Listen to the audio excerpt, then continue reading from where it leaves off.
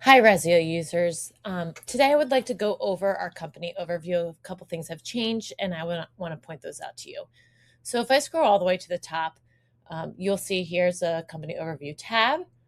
Then you'll have your projects, and your list of projects will be here. All the way to the right-hand side, you'll have your overdue approvals, and then your coming up section.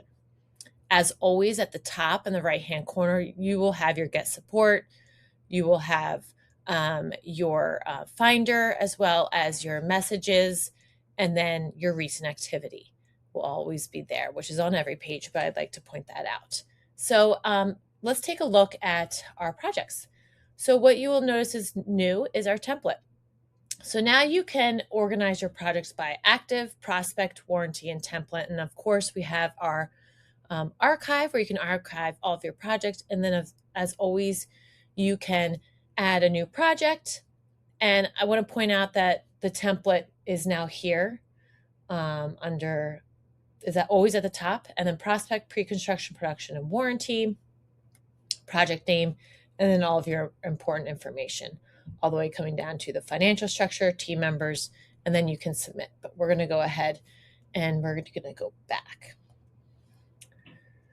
So as I said, you can organize up here, and then you will see down here the tiles kind of all each of your projects. They will have the title name. If you have added the address, it'll show up there, and then the date range as well. And then, of course, this will show you your scheduled tests and how many of them are complete. So that will be your status bar here. If you do click on this, it'll bring you to that project directly. And then over here on the right-hand side, you will see your unread activity items, your unread messages, and then this will alert you to any overdue items.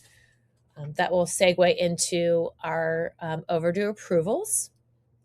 And this you can find appliances, proposals. There's always an assortment, but I wanted to show you that if you do click on this, instead of going to your approval section, it'll bring you directly to the actual document that you need to get approved.